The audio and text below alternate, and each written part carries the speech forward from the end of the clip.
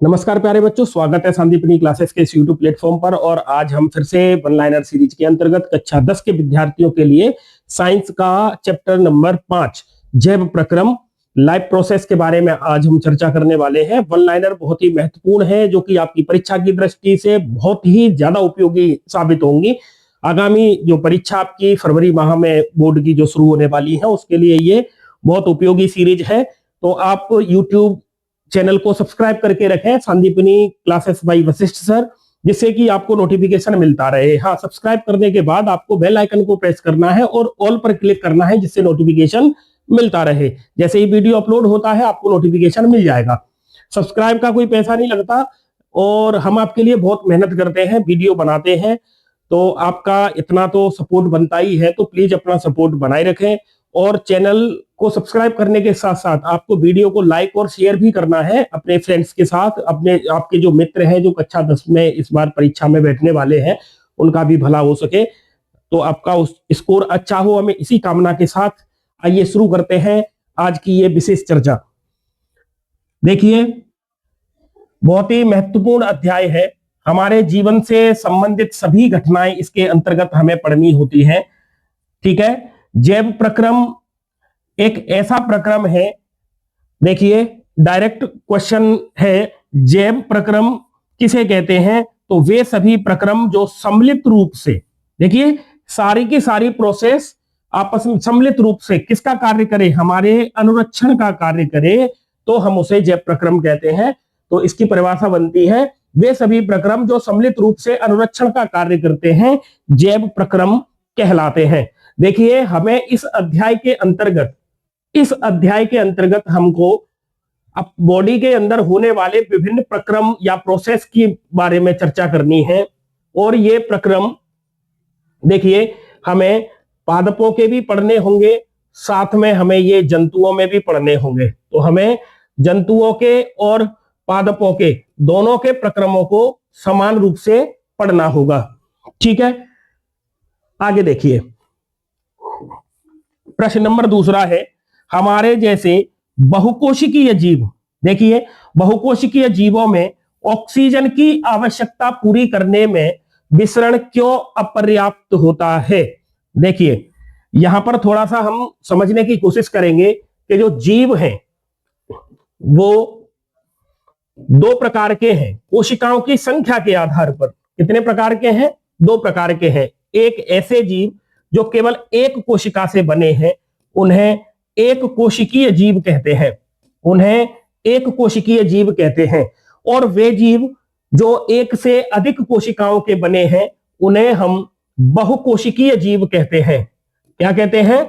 बहुकोशिकीय जीव कहते हैं। तो आपको ये दोनों चीजें याद रखनी है। एक तो ऑर्गेनिज्म हो गए आपके यूनिसेल्यूलर और एक ऑर्गेनिज्म हो गए आपके मल्टीसेल्यूलर।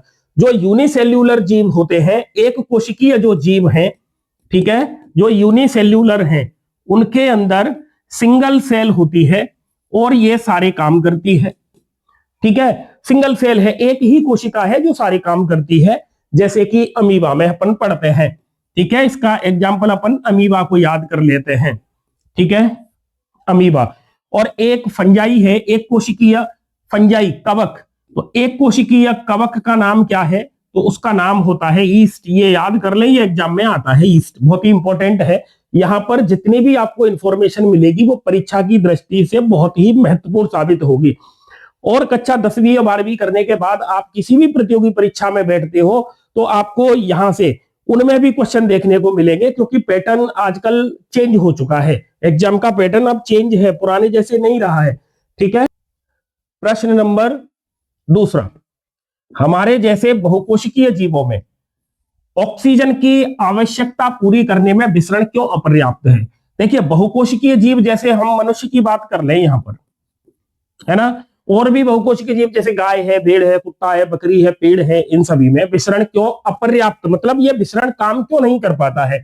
देखो, विसरण का मतलब होता है, जैसे ये सेल है और ये सेल डायरेक्ट ये पर्यावरण या इन्वायरमेंट के संपर्क में है, तो यहां से ऑक्सीजन अंदर चली जाए और कार्बन डाइऑक्साइड बाहर आ जाए, इसे कहते हैं विसरण की क्रिया। विसरण की क्रिया में क्या होता है? पदार्थ के अणु उच्च सांद्रता से निम्न सांद्रता की ओर गमन करते हैं। लेकिन इस तरीके का जो विसरण के द्वारा ये जो एक्सचेंज हो रहा है गैसों का, तो ये जो एक्सचेंज है गैसों का, ये किसके द्वारा हो रहा है? विसरण के द्वारा होता है। लेकिन बहुकोशिकीय जीवों में क्या होता है? बहुत सारी कोशिकाएं होती हैं, इनका शरीर जटिल होता है, विभिन्न प्रकार की कोशिकाएं मिलकर ऊतक बनाती है, ऊतकों के समूह को अपन अंग कहते हैं, और अंग मिलकर अंग तंत्र बनाते हैं। तो बहुत सारी कोशिकाएं हैं, मतलब बहुकोशिकीय जीवों का जो शारीरिक संगठन है वो अंग तंत्र स्तर का है और जटिल होता है। ऐसा होने की वजह से क्या होगा, इसमें जो सेल्स हैं हमारी, वो डायरेक्ट पर्यावरण के संपर्क में नहीं रह पाती हैं, इसीलिए विसरण के द्वारा हमारे अंदर, देखिए, विसरण के द्वारा हमारे अंदर O2 और CO2 का एक्सचेंज नहीं हो पाता है। इसीलिए देखिए उत्तर में क्या लिखा है, बहुकोशिकीय जीवों में सभी कोशिकाएं अपने आसपास के पर्यावरण के सीधे संपर्क में नहीं होती हैं, थोड़ा सा करेक्शन कर लेना, नहीं होती हैं। अतः साधारण विसरण सभी कोशिकाओं की आवश्यकताओं की पूर्ति नहीं कर सकता है। ये उसका उत्तर होगा, थोड़ा सा वहां करेक्शन कर लेना, है ना। तो अब आपको समझ में आ गया विसरण की परिभाषा अगर पूछ ले तो क्या होगा। तो विसरण की परिभाषा होती है, देखो, विसरण की क्रिया ठोस में भी होती है, द्रव में भी होती है, गैस में भी होती है। पदार्थ की 3 अवस्थाएं होती हैं, सॉलिड, लिक्विड और गैस, ठोस, द्रव और गैस।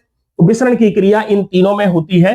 तो कोई पदार्थ के जो अणु हैं, पदार्थ के अणु अपनी उच्च सांद्रता से, हाई कंसंट्रेशन से लोअर कंसंट्रेशन, निम्न सांद्रता की ओर गमन करते हैं, याद रखना, ठीक है। अब चर्चा कर लेते हैं अगले प्रश्न की, और प्रश्न क्रमांक 3, एंजाइम किसे कहते हैं? तो जीवों में जटिल पदार्थों को, ठीक है, जटिल पदार्थों को सरल पदार्थ में तोड़ने के लिए, जटिल पदार्थों को सरल पदार्थों में तोड़ने के लिए जैव उत्प्रेरक की आवश्यकता होती है, और इन जैव उत्प्रेरक को हम एंजाइम के नाम से जानते हैं। ये अभिक्रिया की दर को या गति को बढ़ा देते हैं, तो इनको हम एंजाइम कहते हैं। तो एंजाइम क्या है? एंजाइम ऐसे पदार्थ हैं जो जटिल कार्बनिक पदार्थों को सरल कार्बनिक पदार्थों में तोड़ते हैं, उनको हम एंजाइम कहते हैं, और ये जैव उत्प्रेरक होते हैं, बायोकैटलिस्ट होते हैं, ठीक है। आगे देखिए, अगला प्रश्न है, विषमपोषी जीव उत्तरजीविता के लिए प्रत्यक्ष या परोक्ष रूप से किस पर आश्रित होते हैं? देखो, उत्तरजीविता का मतलब है जीवित रहने के लिए, जीवित रहने के लिए, ठीक है, जीवित रहने के लिए। कौन? विषमपोषी जीव जीवित रहने के लिए डायरेक्ट या इनडायरेक्ट रूप से किस पर निर्भर रहते हैं? आश्रित मतलब निर्भर रहते हैं, अर्थात विषमपोषी जीव जीवित रहने के लिए अपना भोजन किससे प्राप्त करते हैं, या ये पूछा जा रहा है आपसे, ठीक है। तो आपको पता होगा भोजन का जो स्रोत है वो स्वपोषी जीव होते हैं, और स्वपोषी जो अपना भोजन अपने आप बनाते हैं। तो देखिए इधर थोड़ा सा अपन चर्चा कर लेते हैं। पोषण के आधार पर, देखो मैं बोलता जा रहा हूं, आप अपना सुनते चले और अपने रजिस्टर में लिख लें। जो जीव हैं, इन जीवों को पोषण के आधार पर, न्यूट्रिशन के बेस पर, पोषण के आधार पर 2 भागों में बांटा गया है। एक जीव होते हैं जो अपना भोजन खुद बना लेते हैं, उन्हें स्वपोषी कहते हैं, ऑटोट्रॉप कहते हैं, और एक जो अपना भोजन नहीं बना पाते उन्हें विषमपोषी कहते हैं, इनको हेटेरोट्रॉप्स कहते हैं। तो जीव कितने प्रकार के हो गए? 2 प्रकार के, 1 नंबर पर स्वपोषी, 2 नंबर पर विषमपोषी जीव। क्लियर है? ठीक है। स्वपोषी जीव जो अपना भोजन अपने आप बनाते हैं, तो इसके जो उदाहरण होंगे उसमें आते हैं हरे पादप, ग्रीन प्लांट और एल्गी। एल्गी जो बरसात के दिनों में काई लगती है उसे शैवाल कहते हैं हिंदी में, तो शैवाल, ठीक है। और विषमपोषी जीवों में कौन आएगा? जो इनको खाते हैं, जो स्वपोषी को खाते हैं, बकरी किस में आएगी? विषमपोषी में आएगी। गाय किस में आएगी? विषमपोषी में आएगी। मनुष्य किस में आएगा? विषमपोषी में आएगा। ठीक है, ऐसा नहीं है कि मनुष्य अपना भोजन तो अपने आप बना रहा है ना, तो वो तो फिर स्वपोषी हो जाएगा। लेकिन नहीं, भोजन बनाने के लिए मनुष्य जिससे भोजन बनाता है, जैसे आटे के लिए गेहूं चाहिए हमें, तो गेहूं किससे आ रहा है? गेहूं पादपों से आ रहा है। तो जब गेहूं पादपों से आ रहा है तो हम तो पादपों पर निर्भर हुए ना, तो हम कैसे हो गए? विषमपोषी हो गए। ठीक है, मसाले किससे आ रहे हैं? पादपों से आ रहे हैं, है ना। दूध अपन पी रहे हैं, ठीक है, तो दूध गाय भैंस से मिल रहा है, लेकिन गाय भैंस का अल्टरनेट वो स्वपोषी पौधों को ही तो खा रहे हैं। इसका मतलब समझिए थोड़ा सा, जीव दो प्रकार से अपन ने डिवाइड करे, एक स्वपोषी और एक विषमपोषी। विषमपोषी जीवों की अगर अपन चर्चा करें तो जो विषमपोषी जीव होते हैं वो या तो डायरेक्ट, जैसे गाय हरे पादप को डायरेक्ट खाती है तो वो प्रत्यक्ष रूप से पादपों पर भोजन के लिए निर्भर है। ठीक है, लेकिन जैसे शेर, अब शेर जैसे जंगल में हिरण को खाता है, लेकिन हिरण घास खाता है, तो शेर पादपों पर निर्भर तो है, लेकिन वो इनडायरेक्ट रूप से निर्भर है, वो परोक्ष रूप से पादपों पर निर्भर है। तो विषमपोषी जीव होते हैं ये या तो डायरेक्ट प्रत्यक्ष रूप से या परोक्ष रूप से भोजन के लिए किस पर निर्भर है? तो आपका आंसर आएगा कि जो विषमपोषी जीव है वो प्रत्यक्ष या परोक्ष रूप से हरे पादपों से ही भोजन प्राप्त करते हैं, दोनों ही। ठीक है, तो इस तरीके से अगर पोषण के आधार पर आपसे जीवों के प्रकार पूछे जाएं तो पोषण के आधार पर जीव दो प्रकार के होते हैं, एक स्वपोषी होते हैं जिसमें हरे पादप और शैवाल रखे गए हैं, और दूसरे विषमपोषी होते हैं। और विषमपोषी में आपको याद रखना है कि जीव प्रत्यक्ष भी हो सकता है, पादपों पर निर्भर प्रत्यक्ष रूप से भी हो सकता है, और पादपों पर अप्रत्यक्ष रूप से भी निर्भर हो सकता है। और विषमपोषी के अगर उदाहरण पूछे जाएं आपसे तो इसके आपको उदाहरण याद रखने हैं, एनिमल्स, जंतु, और कवक। कवक मतलब फंजाई, इसका एग्जाम्पल फंजाई याद रखना है, या फिर एनिमल्स, दोनों। ठीक है, इतनी बात क्लियर आ गई हो तो अपन आगे चलते हैं। और वीडियो अगर आपको इंटरेस्टिंग लग रहा हो, परीक्षा में आपको ये उपयोगी लग रहा हो कि हाँ इसमें से प्रश्न आएंगे, तो आप वीडियो को लाइक और शेयर करते रहें, आपसे यही एक निवेदन है। ठीक है, आगे चलते हैं। देखिए क्वेश्चन नंबर 5, प्रकाश संश्लेषण क्रिया का समीकरण लिखिए।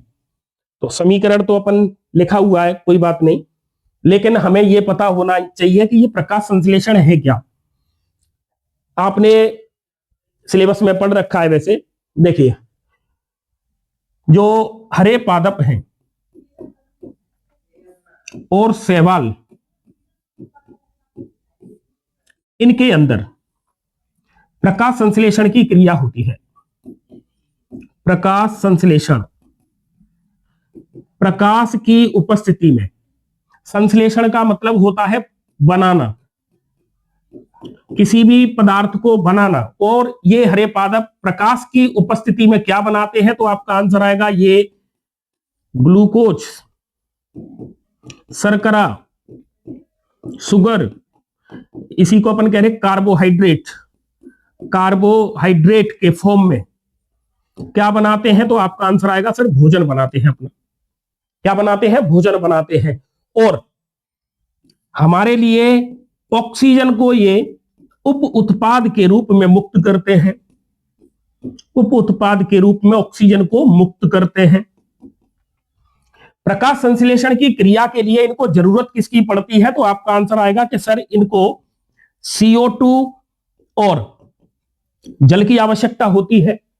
CO2 और जल की आवश्यकता होती है। बनाते क्या है? तो कार्बोहाइड्रेट के फॉर्म में ये अपना भोजन बनाते हैं, और ऑक्सीजन बाई प्रोडक्ट के रूप में ये एनवायरमेंट में, वायुमंडल में छोड़ देते हैं, जिसे हम अपनी श्वसन क्रिया के काम में लेते हैं।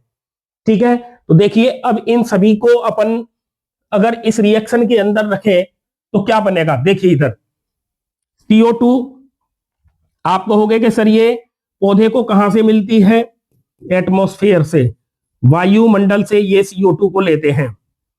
H2O मतलब पानी, ये कहां से आएगा? तो आपका आंसर आएगा कि सर ये सॉइल से आएगा, मृदा से आएगा।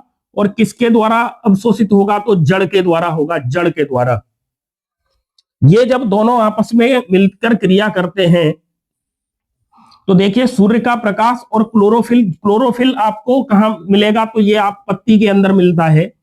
सूर्य का प्रकाश सूर्य से आता है, जब ये आपस में क्रिया करते हैं तो ये भोजन बना।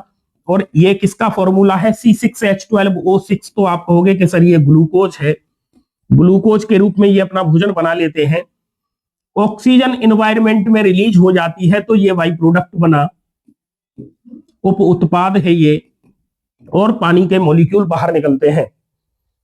मैं इसको हटाता हूं, आप इसे नोट डाउन कर लें पहले और फिर चलते हैं आगे। देखिए आपको ये याद रखना है, यहां पर कार्बन के मॉलिक्यूल 6 हैं, तो देखिए यहां पर भी कार्बन के मॉलिक्यूल 6 हैं, 6 कार्बन, ठीक है।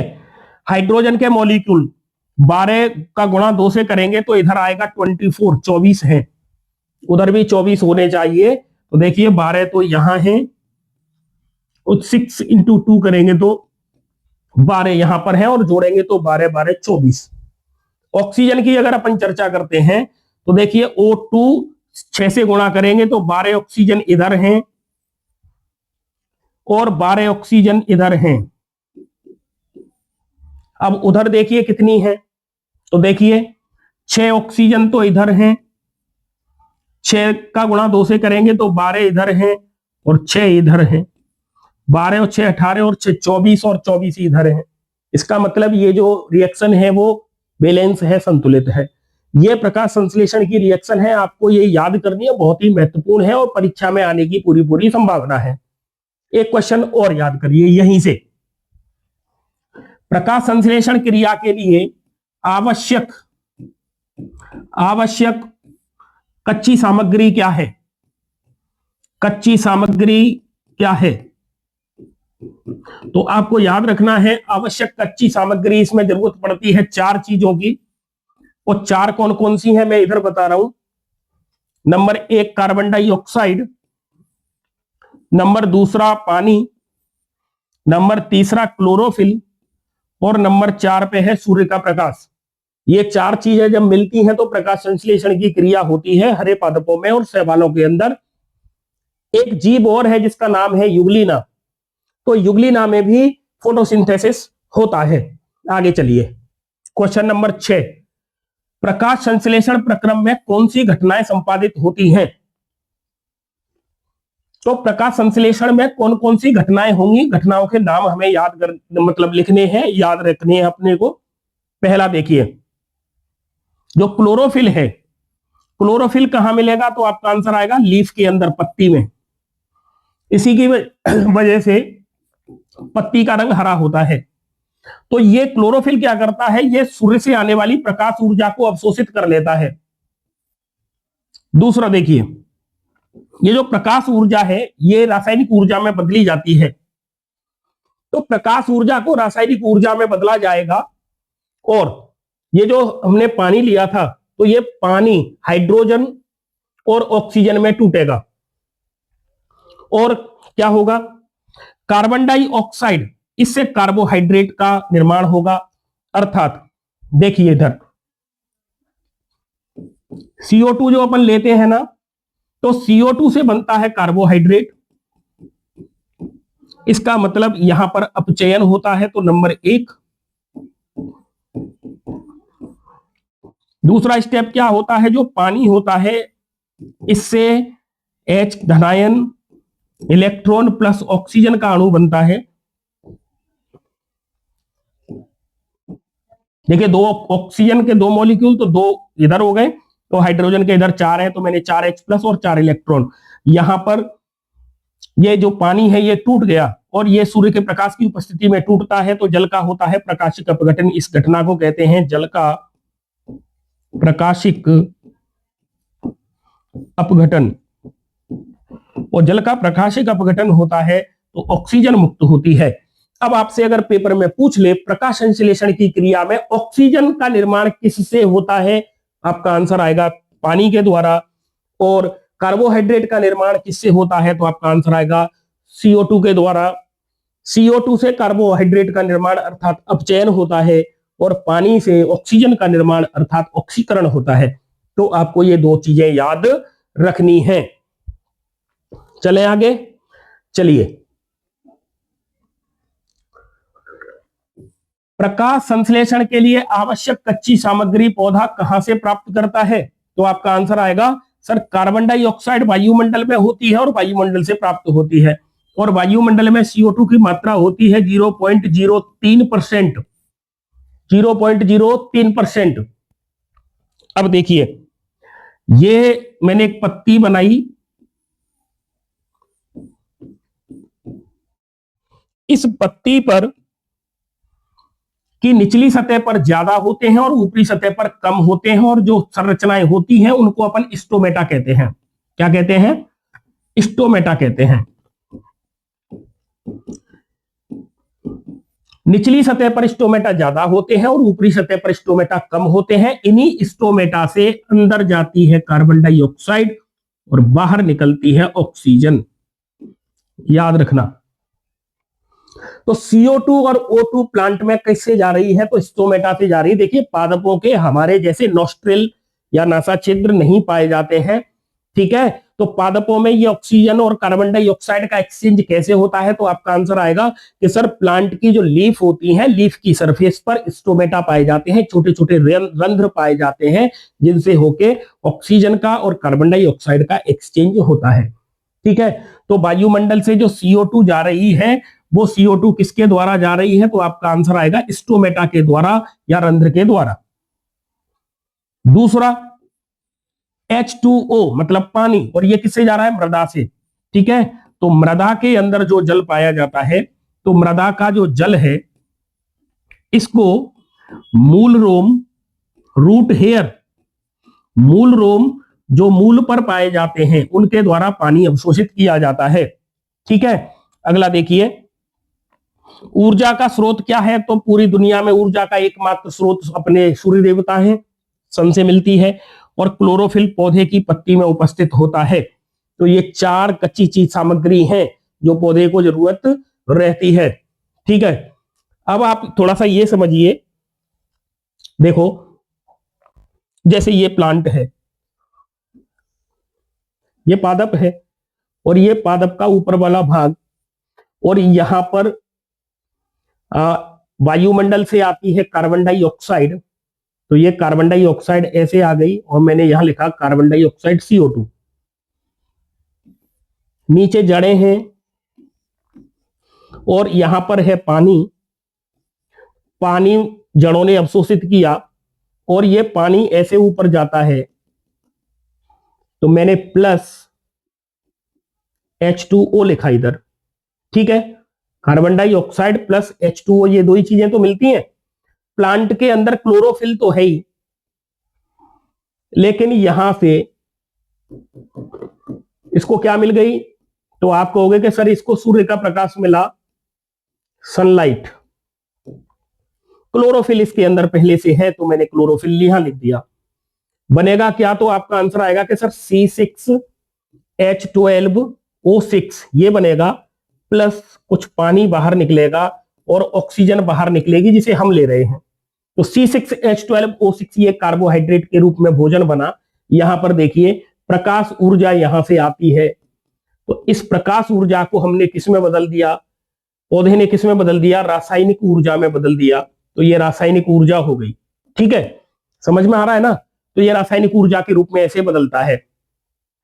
अब बात ये आती है कि ये जो पानी जड़ों से अवशोषित हुआ, ये पत्तियों तक कैसे पहुंचा? तो इस पानी को ले जाने वाले को कहते हैं अपन जाइलम। क्या कहते हैं? जाइलम कहते हैं। कैसे याद करोगे? जाइलम जल को ले जाता है, तो जल और जाइलम देखो दोनों जा से शुरू हो रहे हैं, तो जाइलम जल का फ्लो करता है। जाइलम किसको लेके जा रहा है? तो जल को लेके जा रहा है। अब पौधे के अंदर ये भोजन तो बन गया, लेकिन ये भोजन पौधे के सभी भागों तक पहुंचाना रहेगा, हर एक पत्ती तक, हर एक शाखा तक, फूल तक, यहां की तने तक और जड़ों तक। तो इस भोजन को यहां जड़ों तक लाने के लिए, पौधे के अन्य भागों तक ले जाने के लिए इसकी जरूरत पड़ती है। तो आपका आंसर आएगा कि सर एक और ऊतक होता है जिसे फ्लोएम कहते हैं, क्या कहते हैं, फ्लोएम कहते हैं, ये भोजन को लेके जाता है। तो याद करने का एक ट्रिक और बताऊं, देखिए भोजन को अपन कहते हैं फूड। देखिए ये भी फा से शुरू हो रहा है और फ्लोएम भी फा से शुरू हो रहा है, तो ऐसे याद रख लेना, जाइलम जल, फ्लोएम फूड, इस तरीके से याद कर लेना। ठीक है, तो फ्लोएम फूड को लेके जाता है और अपन को पता है फूड कहां बनता है, पत्तियों के अंदर, क्योंकि पत्ती प्लांट की रसोई किचन होती है, वहां भोजन बनता है, फिर पौधे के विभिन्न भागों में डिस्ट्रीब्यूट करने का काम है वो फ्लोएम का होता है, तो फ्लोएम कर देता है। और जाइलम क्या करता है, जड़ों के द्वारा जो अवशोषित होता है जल, उसे पौधे के विभिन्न भागों में स्थानांतरित करता है। तो ये जाइलम और फ्लोएम ये दो ऊतक हैं, ये स्थायी ऊतक हैं, इनको आपको याद रखना है। जाइलम जल का परिवहन करता है और फ्लोएम फूड का परिवहन करता है, इस तरीके से आपको इसको याद रखना है। ठीक है, चलें आगे। चलिए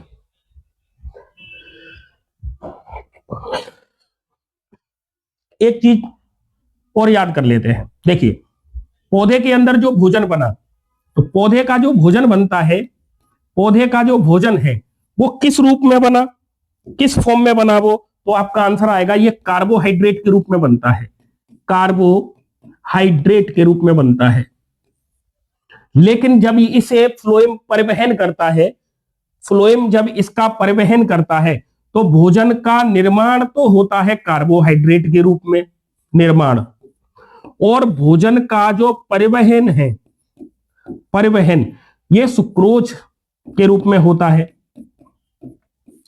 लेकिन इस भोजन का भंडारण, भंडारण स्टोरेज किस फॉर्म में होता है, तो आपका आंसर आएगा कि सर स्टार्च के रूप में। ठीक है, बात किसकी कर रहे हैं हम, बात कर रहे हैं पादपों की। पादपों में भोजन का निर्माण होता है कार्बोहाइड्रेट के रूप में, याद रखना मोस्ट है। पादपों में भोजन का परिवहन होता है सुक्रोज के रूप में, सुक्रोज के रूप में, और पादपों में भोजन का स्टोरेज या भंडारण होता है, तो आपका आंसर आएगा स्टार्च के रूप में, याद रखना इंपॉर्टेंट है, स्टार्च के रूप में। जंतुओं में किसके रूप में स्टोर रहता है, तो अभी अपन चर्चा करेंगे आगे इसके बारे में। ठीक है, तो वीडियो को आप स्किप नहीं करें, अंत तक वीडियो में बने रहें। वीडियो बहुत ही महत्वपूर्ण है परीक्षा की दृष्टि से, आपके स्कोर को ये इंक्रीज करेगा, आपके रिवीजन को ये और बेहतर करेगा, तो आप वीडियो में अंत तक बने रहें। वीडियो को लाइक शेयर करते रहें, इस लाइक शेयर करना आपको नहीं भूलना है। ठीक है, अब बात आती है हमारे शरीर में, अर्थात हम बात हो रही है मनुष्य की, तो मनुष्य में भोजन से व्युत्पन्न ऊर्जा को किस रूप में संचित किया जाता है, तो आपका आंसर आएगा ग्लाइकोजन के रूप में। ठीक है, और ये जो ग्लाइकोजन है ये स्टोर किसके अंदर रहता है, तो आपका आंसर आएगा यकृत में, है ना, इसका स्टोरेज होता है लीवर के अंदर, लीवर के अंदर भोजन का स्टोरेज रहता है ग्लाइकोजन के रूप में। तो अब भोजन का जो स्टोर हुआ, भोजन को जो स्टोर किया था, अब आपको दो चीजें याद रखनी है। पादपों में, तो पादपों में भोजन स्टोर रहता है स्टार्च के रूप में, और जंतुओं में, तो आपका आंसर आएगा कि सर जंतुओं के अंदर भोजन ग्लाइकोजन के रूप में, ग्लाइकोजन के रूप में स्टोर रहता है। ठीक है, चलिए आगे क्वेश्चन नंबर 9, और क्वेश्चन नंबर 9 में चर्चा हो रही है पत्ती लीफ की सतह पर पाए जाने वाले छिद्रों का नाम और कार्य लिखिए। पत्ती की सतह पर पाए जाने वाले छिद्रों को रंध्र या स्टोमेटा कहते हैं। ये आप चाहो तो ऐसे लिख सकते हो, इन्हें पर्ण रंध्र कहते हैं। क्या कहते हैं, पर्ण रंध्र कहते हैं। ठीक है, पर्ण रंध्र जिनको अंग्रेजी में अपन स्टोमेटा के नाम से जानते हैं, और ये काम क्या करते हैं मैंने आपको पहले बता दिया है, ये प्रकाश संश्लेषण के लिए गैसों का आदान प्रदान करते हैं। ठीक है, यह रंध्र जड़ एवं तने पर भी पाए जाते हैं, जड़ पे भी होते हैं, तने पर भी पाए जाते हैं, लेकिन रंध्रों की संख्या सबसे ज्यादा पत्तियों पर होती है, सबसे ज्यादा पत्तियों पर होती है। वाष्पोत्सर्जन में ये सहायक होते हैं। वाष्पोत्सर्जन का मतलब होता है पौधे से जल का वाष्प के रूप में बाहर निकलना, ट्रांसपायरेशन या वाष्पोत्सर्जन कहलाता है। ठीक है, क्वेश्चन नंबर 10, रंध्र का नामांकित चित्र बनाइए। ठीक है, आप देखिए इधर, ये रंध्र की संरचना है, इस रंध्र में यहां पर ये जो काले डॉट आपको दिख रहे हैं, इनको मैं लिख देता हूं, ये क्लोरोफिल है, पर्णहरित है, पर्णहरित है। इसके अंदर ऐसे मैंने बना दिया, केंद्रक भी होता है, केंद्रक होता है, ठीक है। ये है इनकी रक्षक कोशिकाएं, जिन्हें गार्ड सेल भी कहते हैं, और ये है इनकी सहायक कोशिका, सहायक कोशिका। तो ये है सहायक कोशिका और ये है रक्षक कोशिका, ठीक है। अब ये है रंध्र, तो रंध्र छिद्र, रंध्र छिद्र। यहां पर आप देखिए, ये जो रक्षक कोशिका होती हैं, इनकी अंदर वाली सतह ऐसे मोटी होती है, मोटी होती है, और बाहर वाली सतह पतली होती है, बाहर वाली सतह पतली होती है, अंदर वाली सतह मोटी होती है, आपको ये याद रखना है। और ये है रंध्र छिद्र खुला हुआ, तो इसे कहते हैं खुला रंध्र। तो अब रंध्र छिद्र में आपको क्या क्या याद रखना है, दो रक्षक कोशिकाएं होती हैं, है ना, बाकी के इनके चारों तरफ सहायक कोशिकाएं पाई जाती हैं। रक्षक कोशिकाओं में देखिए आपको पर्णहरित भी दिख रहे हैं और इसका केंद्रक भी दिख रहा है। रक्षक कोशिकाएं ही रक्षक कोशिकाओं पर निर्भर करता है कि रंध्र खुलेगा या बंद होगा, ठीक है। देखिए ये जो रक्षक कोशिकाएं हैं, ये जो रक्षक कोशिका हैं, इन रक्षक कोशिकाओं की अगर बात की जाए तो इनकी आकृति कैसी होती है, तो आपका आंसर आएगा सेम के बीज के समान, सेम के बीज के समान आकृति होती है इनकी, ठीक है। संख्या अगर पूछी जाए तो रक्षक कोशिकाओं की संख्या कितनी होती है, आपका आंसर आएगा कि 2 होती है। सेम के बीज की समान आकृति होती है। रक्षक कोशिकाओं की जो आंतरिक परत है, आंतरिक परत ये मोटी होती है, मोटी होती है, और इनकी जो बाहर की ओर परत है, बाहरी परत है, बाहरी परत ये पतली होती है, पतली होती है, ठीक है। और देखिए रक्षक कोशिकाएं रंध्र के खुलने एवं बंद होने के लिए, बंद होने के लिए जिम्मेदार होती हैं, जिम्मेदार होती हैं, ठीक है। तो रंध्र खुलेगा या बंद होगा ये किस पर निर्भर करता है, तो रक्षक कोशिकाओं पर निर्भर करता है। रक्षक कोशिकाओं की आकृति सेम के बीज के समान होती है, संख्या इनकी 2 होती है, इनकी आंतरिक परत मोटी होती है और बाहरी परत पतली होती है। इसी की वजह से रंध्र खुलते और बंद होते हैं, तो रक्षक कोशिकाओं की वजह से, ठीक है। देखिए जब रक्षक कोशिका के अंदर, मैं कलर चेंज कर लेता हूं ताकि आपको आसानी से दिखे, जब सहायक कोशिकाओं से रक्षक कोशिका के अंदर पानी प्रवेश करता है, रक्षक कोशिकाओं के अंदर पानी प्रवेश करता है, सहायक कोशिकाओं से रक्षक कोशिकाओं के अंदर पानी जब प्रवेश करता है, कौन प्रवेश कर रहा है, तो आपका आंसर आएगा पानी प्रवेश करता है, तो रक्षक कोशिकाएं फूल जाती हैं, रक्षक कोशिका फूल जाती हैं। और जब रक्षक कोशिका फूल जाती हैं तो रंध्र क्या होगा, तो रंध्र खुल जाते हैं, रंध्र खुल जाते हैं, जैसा कि आपको इस चित्र में दिख रहा है, ठीक है। खुला हुआ रंध्र ये है, तो आपको यहां ये दिख रहा है, ठीक है। अब दूसरी बात समझिए, जब द्वार कोशिकाओं से पानी सहायक कोशिकाओं में वापस चला जाता है, तो देखिए तीर के निशान को देखते रहना, रक्षक कोशिकाओं से पानी H2O पानी जब सहायक कोशिकाओं में आ जाता है, तब रक्षक कोशिकाएं, रक्षक कोशिका कैसी हो जाती हैं, पिचक जाती हैं, रक्षक कोशिका पिचक जाती है और रंध्र बंद हो जाता है, ठीक है, और रंध्र बंद हो जाता है। देखिए जो मैं बोल रहा हूं और बोर्ड पर लिख रहा हूं, आप इसको ध्यान से सुनिए, ठीक है, बहुत इंपॉर्टेंट है, क्योंकि यहां से क्वेश्चन आता है हर बार परीक्षा में, यहां से क्वेश्चन पूछे ही जाते हैं, तो आपको ये चीजें याद रखनी है। रंध्र कब खुलता है, जब सहायक कोशिका से पानी द्वार कोशिकाओं में चला जाता है या रक्षक कोशिकाओं में चला जाता है, रक्षक कोशिकाएं फूल जाती हैं और रंध्र खुल जाता है।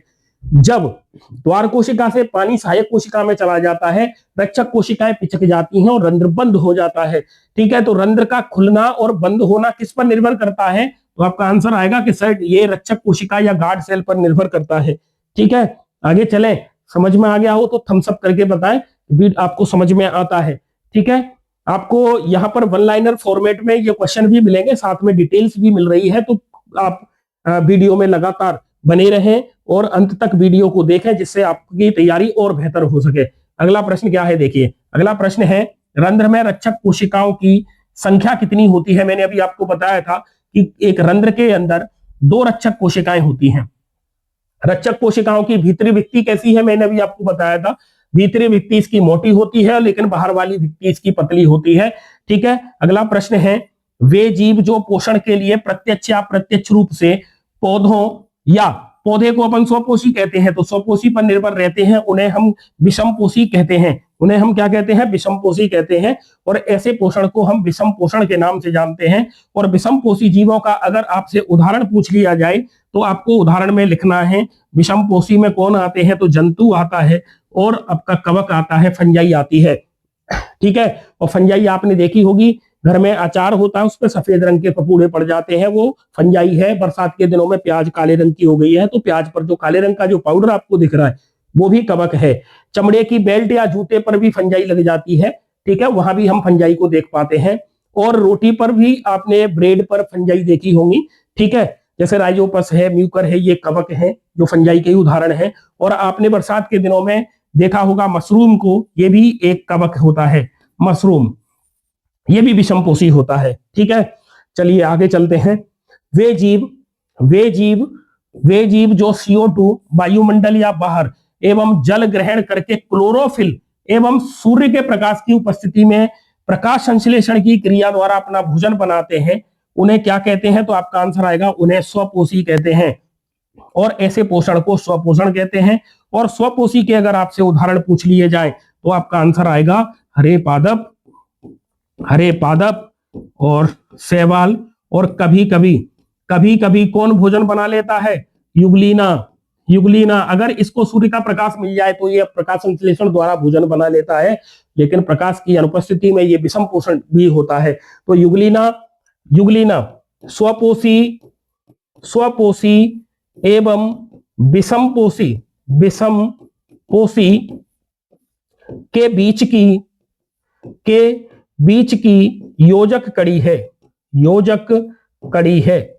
अर्थात ये स्वपोषी होता है जब इसको सूर्य का प्रकाश मिल जाए, और सूर्य का प्रकाश नहीं मिले तो कोई टेंशन नहीं है, ये दूसरे से भोजन ले लेता है, अर्थात ये विषमपोषी का रूप में भी कार्य करता है। ठीक है, आगे देखिए, पौधों में रंध्र कब बंद होते हैं, तो जब प्रकाश संश्लेषण के लिए CO2 की आवश्यकता नहीं होती है तब पौधे इन छिद्रों को बंद कर लेते हैं। ठीक है, सॉरी थोड़ी तबीयत खराब है। देखिए अगला प्रश्न है, पौधों में रंध्र खुलने में रक्षक कोशिकाएं कैसे कार्य करती हैं। रक्षक कोशिकाओं का कार्य पूछा जा रहा है, हमने पहले इसकी चर्चा कर ली है लेकिन एक बार फिर से इस प्रश्न को दोहरा लेते हैं। तो रक्षक कोशिकाओं में जब जल अंदर जाता है तो वे फूल जाती हैं और रंध्र खुल जाता है। और इसका उल्टा कर दें, जब रक्षक कोशिकाओं से जल बाहर चला जाता है तो वे पिचक जाती हैं और रंध्र बंद हो जाते हैं। तो कभी पेपर में ऐसे पूछ ले कि रंध्र बंद कैसे होते हैं, तो आपको ये आंसर लिखना है कि रक्षक कोशिकाओं से पानी जब बाहर निकल जाता है, ठीक है, तो रक्षक कोशिकाएं या गार्ड सेल है ना क्या हो जाएंगी, पिचक जाती हैं और रंध्र बंद हो जाते हैं। और अगर कोशिका में अंदर पानी आ जाए तो वो फूल जाती है और रंध्र खुल जाते हैं। अगला प्रश्न है, पौधों में रंध्र कैसे बंद होते हैं। चलो यहां आई गया, जब रक्षक या द्वार कोशिका सिकुड़ती हैं तो रंध्र बंद हो जाते हैं। अगला प्रश्न है, पौधे वायुमंडलीय नाइट्रोजन को किस रूप में ग्रहण करते हैं। वायुमंडल से जो नाइट्रोजन आती है उसे नाइट्राइट के रूप में ग्रहण किया जाता है। ठीक है, अगला है, विषमपोषी जीवों के नाम पूछे गए हैं तो आपको याद रखना है, फफूंदी मतलब फंजाई या कवक भी कहते हैं, ईस्ट, मशरूम।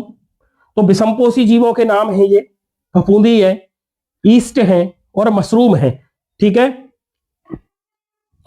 अगला प्रश्न देखिए, मनुष्य भी इसी में आएगा, मतलब जंतु भी विषमपोषी में ही आते हैं। ऐसे जीव के नाम लिखिए जो पौधे एवं जंतुओं को बिना मारे उनसे पोषण लेते हैं। अब पौधे को भी नहीं मार रहे, वो जंतु को भी नहीं मार रहे, तो उनको परजीवी के नाम से ही तो जानते हैं। तो लेकिन यहाँ पर जीवों के नाम पूछे जा रहे हैं। तो देखिए, पौधे के ऊपर निर्भर रहता है अमरवेल, किलनी जू, लीच, देखो किलनी और जू, लीच और फीताकृमि ये भी परजीवी हैं। अमरवेल पौधे का परजीवी है, तो पौधे पर कौन होगा, पौधे का परजीवी कौन है, तो आपका आंसर आएगा अमरवेल। ठीक है, जू और देखो किलनी, ये आपने कुत्ते पर किलनी देखे होंगे। जू मनुष्य में सिर में जुए जो पड़ जाते हैं वो ये जंतुओं के हैं। ठीक है, एक है फीताकृमि, फीताकृमि, तो फीताकृमि ये मनुष्य में, सुअर, गाय इनका परजीवी है।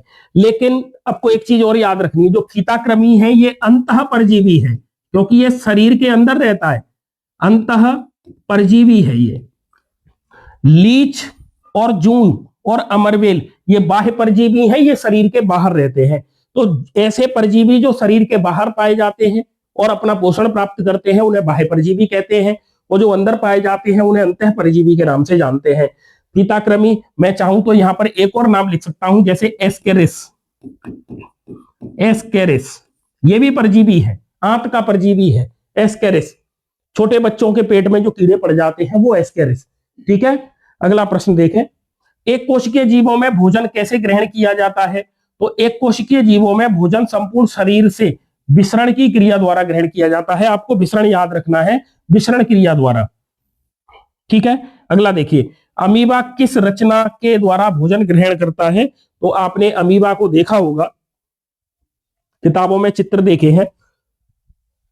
अमीबा की जो संरचना है वो अनियमित होती है, निश्चित नहीं होती है, इसके अंदर केंद्रक होता है, एक कोशिकीय जीव है। जब अमीबा को भोजन दिखता है तो ये उस भोजन की तरफ अट्रैक्ट होता है, और जैसे मैंने इधर ये भोजन बना दिया तो ये है इसका भोजन। आगे क्या होगा, इस भोजन को ये और कवर कर लेता है इस तरीके से, तो ये भोजन इधर आ गया, और लास्ट स्टेज में अमीबा के अंदर ये केंद्रक है इसका, ये भोजन आ गया और ये फूड वैक्यूल्स बन गई, तो ये भोजन अंदर चला गया। इस तरीके से अमीबा अपना पोषण ग्रहण करता है। पोषण जिस संरचना के द्वारा ये ग्रहण करता है उस संरचना को कहते हैं कूटपाद। क्या कहते हैं, कूटपाद कहते हैं। स्यूडोपोडिया कहते हैं इन्हें, क्या कहते हैं, स्यूडोपोडिया कहते हैं। स्यूडोपोडिया के द्वारा, तो ये कूटपाद है इसके, ये भी कूटपाद है। तो कूटपाद के द्वारा ये भोजन भी प्राप्त करता है और ये गमन भी करता है। क्या करता है, गमन भी करता है। तो कूटपाद के द्वारा ये अपना भोजन ग्रहण करता है। ये क्या बन गई, खाद्यधानी, फूड वैक्यूल्स, खाद्यधानी। ये है इसका केंद्रक, ये भरा हुआ है इसमें जीव द्रव्य, और ये अमीबा के अंदर भोजन के चरण है। इस तरीके से अमीबा अपना भोजन ग्रहण करता है। ठीक है, चलिए आगे। तो अमीबा कोशिकीय सतह से अंगुली जैसे अस्थायी प्रवर्ध की मदद से भोजन ग्रहण करता है, और इस अस्थायी प्रवर्ध को कूटपाद कहते हैं। तो आप चाहो तो पेपर में ऐसे भी लिख सकते हो, अमीबा कोशिका की सतह पर बनने वाले उंगली जैसी अस्थायी प्रवर्ध जिन्हें कूटपाद कहते हैं उनकी मदद से भोजन ग्रहण करता है। ठीक है, अगला प्रश्न क्या है, अमीबा में कूटपाद का कार्य बताइए। तो अमीबा में जो स्यूडोपोडिया है, कूटपाद है, ये चलने और भोजन ग्रहण करने का कार्य करते हैं। मोस्ट इंपॉर्टेंट क्वेश्चन याद रख लेना, पेपर में आने की संभावना रहती है। एक कोशिकीय जीव का नाम लिखिए जिसका आकार निश्चित होता है। देखिए, एक कोशिकीय जीवों के नाम पूछे जाए आपसे, एक कोशिकीय, तो एक कोशिकीय जीवों में अगर पूछे अनिश्चित आकार वाला जीव, तो अनिश्चित आकार का जीव होता है अमीबा। लेकिन आपसे पूछा जाए निश्चित आकार का जीव, तो निश्चित आकार का जीव आपको आंसर दे देना पैरामीशियम, पैरामीशियम। और पैरामीशियम इस तरीके का दिखता है, चप्पल के सोल के जैसी आकृति का जीव जिसमें दो केंद्रक होते हैं, दो केंद्रक हैं इसमें, और इसकी सतह पर बहुत सारी छोटी संरचनाएं बाहर निकली रहती हैं जिनको सिलिया कहते हैं, जिनको शिलिया कहते हैं। इन्हीं की सहायता से ये गमन करता है, सिलिया की सहायता से। तो ये है पैरामीशियम, चित्र से आपको याद रह जाएगा। और ये है अमीबा, आप छाव जैसी डिजाइन का इसे बना दो तो ये हो गया अनिश्चित आकार का जीव, और ये हो गया निश्चित आकार का जीव। तो निश्चित आकार का जीव है पैरामीशियम, अनिश्चित आकार का जीव है अमीबा। अब एक चीज और याद रखिए, एक कोशिकीय कवक का नाम अगर आपसे पूछा जाए, एक कोशिकीय कवक, तो आपको याद रखना है ईस्ट। क्या याद रखना है? ईस्ट। ये वही ईस्ट है जिससे ब्रेड बनते हैं, पनीर बनता है, शराब एल्कोहल का फॉर्मेशन होता है, एल्कोहल बनता है, ब्रेड बनता है, पनीर, मतलब बेकरी उद्योग में काम आती है ये ईस्ट। ठीक है, आगे देखिए, लाला ग्रंथि, जिसको कि लार ग्रंथि कहते हैं, इससे जो रस निकलता है उन्हें लार या लाला रस के नाम से जानते हैं, जो भोजन को लसलसा बनाने और भोजन को पचाने में सहायता करता है। तो इस लार में कौन सा एंजाइम पाया जाता है? तो लार में एमाइलेज नाम का एंजाइम पाया जाता है। मनुष्य का जो आमाशय है, इसकी भित्ति में कौन सी ग्रंथियां पाई जाती हैं? आपका आंसर आएगा सर इसमें जठर ग्रंथि पाई जाती हैं, जो जठर रस का स्राव करती हैं, जो भोजन को पचाने में काम आती हैं। जब हम भोजन करते हैं तो स्टार्च के जटिल अणु को सरल शर्करा में कौन सा एंजाइम बदलता है? आपका आंसर आएगा एमाइलेज एंजाइम स्टार्च को शुगर में बदल देता है, स्टार्च को शुगर में बदलता है। आमाशय की जो जठर ग्रंथियां हैं, इनसे स्रावित होने वाले एंजाइम का नाम लिखिए। ठीक है, तो एक प्रोटीन पाचक एंजाइम, इससे पेप्सिन और श्लेष्मा का स्राव होता है, और श्लेष्मा की वजह से हाइड्रोक्लोरिक अम्ल जो आमाशय में पाया जाता है, उससे हमारा आमाशय डैमेज नहीं होता है। और हाइड्रोक्लोरिक अम्ल को आमाशय के अंदर, आमाशय की ऑक्जेंटिक कोशिकाएं स्रावित करती हैं। कौन सी कोशिका? ऑक्जेंटिक कोशिकाओं द्वारा हाइड्रोक्लोरिक अम्ल मतलब HCl का स्राव होता है। HCl जो एक प्रबल अम्ल है, और आमाशय की जठर ग्रंथियों से प्रोटीन को पचाने वाला एंजाइम पेप्सिन निकलेगा, और श्लेष्मा का स्राव होता है। श्लेष्मा की वजह से ही हमारा आमाशय इस हाइड्रोक्लोरिक अम्ल के प्रभाव से बच जाता है। अगला प्रश्न है क्वेश्चन नंबर 29, मनुष्य के आमाशय की जठर ग्रंथियों से स्रावित होने वाले श्लेष्मा का कार्य क्या है? तो ये श्लेष्मा क्या करता है? आमाशय के आंतरिक स्तर की अम्ल से रक्षा करता है, मतलब HCl से रक्षा करता है। हमारा ये आमाशय है इस तरीके से, तो इस आमाशय के अंदर की तरफ, आमाशय के अंदर की तरफ यहां पर ये श्लेष्मा की कोटिंग पाई जाती है।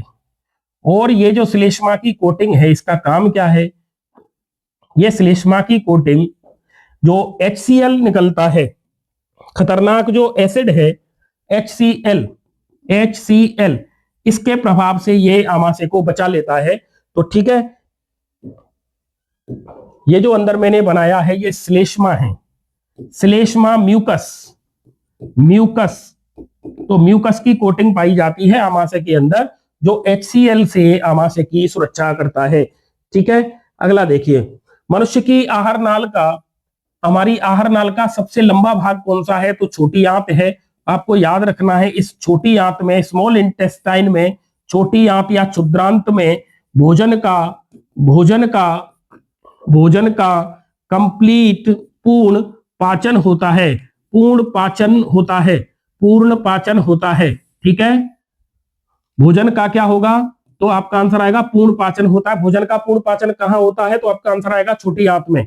ठीक है, तो बड़ी आंत में क्या होता है? तो आपका आंसर आएगा कि बड़ी आंत के अंदर किसका अवशोषण होता है? तो बड़ी आंत जल का अवशोषण करती है, बड़ी आंत जल का अवशोषण करती है, और छोटी आंत में भोजन का पूर्ण पाचन होता है, और भोजन को अवशोषित करने के बाद ब्लड को दे दिया जाता है। ब्लड उसे अन्य कोशिकाओं तक पहुंचाता है, जहां पर माइटोकॉन्ड्रिया उससे एटीपी के फॉर्म में ऊर्जा बना लेती है। एटीपी का पूरा नाम आप कमेंट करके बताएंगे। ठीक है, अगला प्रश्न देखिए, घास खाने वाले जो जीव हैं उनको शाकाहारी कहते हैं। इनमें जो सेल्यूलोज है उसे पचाने के लिए क्षुद्रांत कैसी होती है? तो इनकी जो छोटी आंत है वो लंबी होती है। घास खाने वाले जीवों की छोटी आंत बहुत लंबी होती है, और केवल जो मांसाहारी जीव है जो मांस खाते हैं उनकी आंत की लंबाई कम होती है शाकाहारियों की अपेक्षा। ठीक है, मांसाहारी जानवरों जैसे बाघ की क्षुद्रांत कैसी होगी? तो ये छोटी होगी, क्योंकि ये प्योर मांसाहारी है, क्योंकि मांस का पाचन सरल होता है और सेल्यूलोज का पाचन कठिन होता है। सेल्यूलोज को पचाने के लिए इन शाकाहारी जीवों के शरीर में मीथेनोजन नाम का बैक्टीरिया पाया जाता है। मीथेनोजन, मीथेनोजन नाम से पता लग रहा है, मीथेनोजन मीथेन को बनाने वाला, तो ये मीथेन बनाता है। क्या बनाता है? मीथेन बनाता है। और ये मीथेन बायोगैस का मुख्य घटक है। बायोगैस का मुख्य घटक है। बायोगैस का मुख्य घटक होती है। ठीक है, चलिए आगे। कार्बोहाइड्रेट, प्रोटीन तथा वसा का पूर्ण पाचन मनुष्य की आहार नाल के किस भाग में होगा? तो आपका आंसर आएगा छोटी आंत में। ठीक है, लेकिन कार्बोहाइड्रेट, प्रोटीन और वसा के पूर्ण पाचन मनुष्य के आहार नाल की किस भाग में भोजन अम्लीय रहता है? देखिए, अम्लीय की अगर बात पूछी जाए तो भोजन का माध्यम अम्लीय होता है आमाशय के अंदर। आमाशय के अंदर, और आमाशय से जब भोजन बाहर निकलता है तब छोटी आंत में जाता है। तब भोजन कहां पहुंचेगा? छोटी आंत में। और जब भोजन छोटी आंत में पहुंचता है तब इसका माध्यम तो क्षारीय हो जाता है। कैसा हो जाएगा? क्षारीय हो जाएगा। ठीक है, तो छोटी आहार नाल की बात हो रही है ना। पूर्ण पाचन मनुष्य के आहार नाल के किस भाग में भोजन क्षारीय रहता है? क्षारीय रहता है।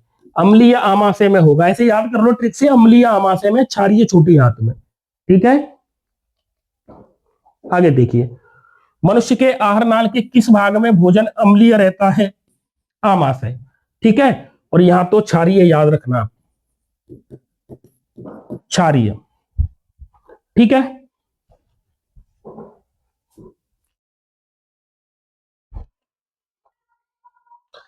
अगला प्रश्न देखें, मनुष्य के यकृत से स्रावित होने वाले रस का नाम? पित्तरस। अब पित्तरस के बारे में याद रखना है। पित्तरस निर्माण कहां होता है? पित्तरस का निर्माण कहां होगा? तो आपका आंसर आएगा यकृत में। निर्माण कहां होता है? यकृत में। पित्तरस का स्टोरेज कहां होता है? स्टोर कहां होता है? ये संग्रह कहां होता है? तो आपका आंसर आएगा पित्ताशय में। पित्ताशय में। ठीक है, अगला क्या याद रखना है? पित्तरस, इसमें किसी भी प्रकार का एंजाइम नहीं होता है। नहीं होता है। किसका पाचन करता है? तो आपका आंसर आएगा ये वसा का पाचन करवाता है। वसा का पाचन, वसा के पाचन से संबंधित है ये। ठीक है, इतनी जानकारी आपके लिए बहुत है। और ये पित्ताशय, गोल ब्लैडर पाया कहां जाता है? तो ये पाया जाता है लीवर के नीचे। लीवर, यकृत के नीचे। लीवर के नीचे। लीवर के बारे में बहुत डिटेल में अगर आपको पढ़ना है तो लीवर से संबंधित मेरे यूट्यूब चैनल पर वीडियो अपलोड किया हुआ है, तो आप उसको देख सकते हैं। तो आपको लीवर से संबंधित बहुत सारे कॉन्सेप्ट क्लियर हो जाएंगे। वहीं पर आपको ये पित्ताशय के बारे में भी थोड़ी जानकारी मिल जाएगी।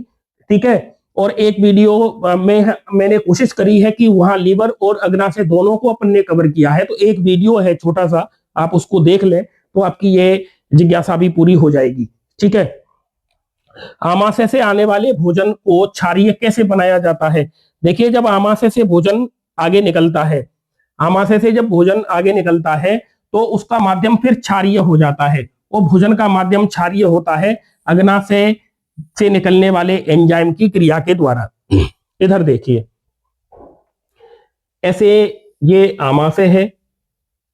आमाशय से आगे जो आंत का भाग है इस तरीके से, इसको छोटी आंत कहते हैं, जो इस तरीके से फोल्ड रहती है, छोटी आंत।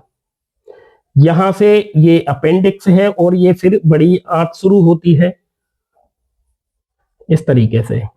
ये मलाशय है और ये गुदा है, एनस। अब आपको समझ में आ जाएगा।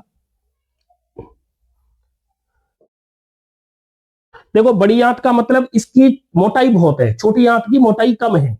बड़ी आंत केवल क्या करती है, ये भोजन में से पानी को एब्जॉर्ब कर लेती है, पानी को एब्जॉर्ब करने का काम बड़ी आंत का है मेन। और छोटी आंत में भोजन का कंप्लीट डाइजेशन होता है, पाचन होता है। जब भोजन इस तरीके से आमाशय के अंदर आता है तो यहां पर इसमें HCl मिलाया जाता है, और जिसकी वजह से आमाशय के अंदर भोजन का माध्यम अम्लीय हो जाता है। कैसा हो गया? अम्लीय। जहां पर भोजन लगभग 4 घंटे तक रुकता है और भोजन का यहां पर पाचन होता है। और अब यहां पर जो भोजन पचने के बाद जो भोजन बना, उस भोजन को हम कायम के नाम से जानते हैं। किसके नाम से जानते हैं? कायम। अब ये भोजन यहां से ऐसे आगे जाएगा तो ये छोटी आंत का भाग है जिसे ड्यूडेनम कहते हैं। यहां पर आपने देखा हो एक पत्ती के जैसी ग्रंथि पाई जाती है जिसे मिक्स्ड ग्लैंड कहते हैं, अग्नाशय। क्या कहते हैं इसे? अग्नाशय कहते हैं, पेंक्रियाज कहते हैं। और इससे अग्नाशय रस निकलता है, ये अग्नाशय रस यहां मिल जाता है। जैसे ही भोजन यहां आता है तो यहां से आगे भोजन का माध्यम हो जाता है क्षारीय, और क्षारीय करने का काम करता है अग्नाशय से निकलने वाला अग्नाशय रस। साथ में ही यहां पर देखो ये इस तरीके से लीवर है, तो साथ में ही लीवर के नीचे इस तरीके की संरचना बनी हुई है जिसे अपन पित्ताशय गॉल ब्लैडर कह रहे हैं। तो पित्ताशय से पित्त रस निकलता है, वो भी यही मिल जाता है। ठीक है, इसका डिटेल्स जानकारी आपको मेरे YouTube चैनल पर वीडियो अपलोड है, तो वहां से जाके आप देख सकते हो, आपको और क्लियर हो जाएगा। फिलहाल आपको ये याद रखना है, भोजन का माध्यम जो क्षारीय हुआ है वो अग्नाशय से निकलने वाले अग्नाशय रस की वजह से हुआ है। आप कमेंट करके बताएंगे अग्नाशय को मिश्रित ग्रंथि, mixed gland, dual nature gland क्यों कहते हैं? आप कमेंट में इसका आंसर देंगे। ठीक है, आपको पता लगेगा आपकी तैयारी कैसी है। तो कमेंट करना ना भूलें, कमेंट में आप बताएंगे अग्नाशय को मिश्रित ग्रंथि क्यों कहते हैं।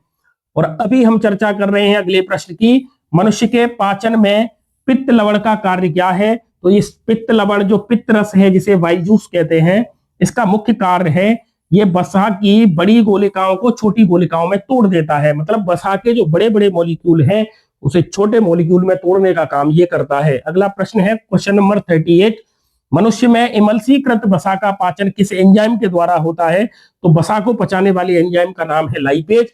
देखो वसा के मॉलिक्यूल जो बड़े हैं उनको छोटा करता है पित्तरस, और फिर वसा को पचाने का काम करता है लाइपेज एंजाइम। तो याद रखना है, वसा का पाचन करता है लाइपेज। वसा का पाचन कौन करता है? लाइपेज करता है। मनुष्य में पचित भोजन क्षुद्रांत में किस संरचना द्वारा अवशोषित होता है? तो आपका आंसर क्या आएगा? हमारी जो छोटी आंत है, मैं ऐसे बना देता हूं, ये छोटी आंत है। ठीक है, छोटी आंत। तो इस छोटी आंत पर उंगली नुमा इस तरीके के प्रवर्ध पाए जाते हैं, इनका काम है भोजन को अवशोषित करना। इस तरीके के छोटे छोटे प्रवर्ध पाए जाते हैं, इनका काम है अवशोषण की सतह को बढ़ाना। और ये उंगली नुमा जो प्रवर्ध होते हैं, अंगुली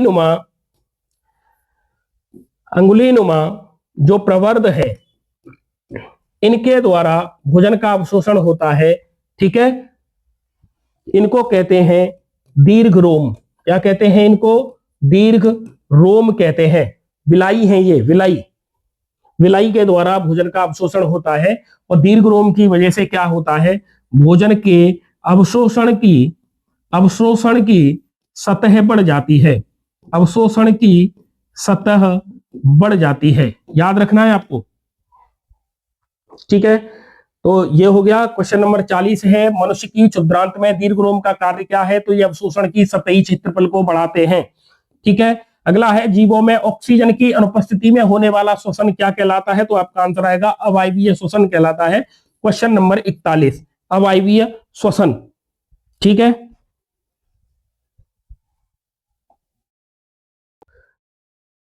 तो देखिए ये जो जैव प्रक्रम वाला जो अध्याय है, इसका वेटेज आपके सिलेबस में ज्यादा दे रखा है।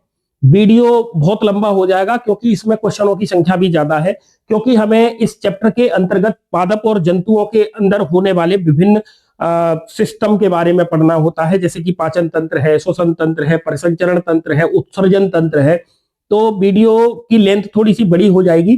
तो आज हमने इस सीरीज के अंतर्गत आपको जैव प्रक्रम के इस अध्याय से पाचन से संबंधित जितने भी क्वेश्चन हैं, महत्वपूर्ण क्वेश्चनों को हमने यहां कवर कर लिया है। इस वीडियो के एक दो पार्ट और बनाने पड़ेंगे, तो आज के लिए हम बस यहीं तक चर्चा करते हैं और अगले वीडियो में आपको यहां से आगे के प्रश्नों की ये महत्वपूर्ण श्रृंखला मिलने वाली है। तो आप संदीपनी क्लासेस के प्लेटफॉर्म को सब्सक्राइब करके बेल आइकन दबाना ना भूलें और ऑल पर क्लिक करके रखें, जिससे वीडियो अपलोड होते ही आपको ये वीडियो का नोटिफिकेशन मिल जाएगा। मेरी कोशिश है कि आपके परीक्षा से पहले मैं आपके सभी अध्याय पर चर्चा इस तरीके से कर लेंगे वन लाइनर फॉर्मेट में, तो आपकी तैयारी और अच्छे से हो पाएगी। तो आज के लिए बस इतना ही, मिलते हैं अगले वीडियो में, तब तक के लिए जय हिंद।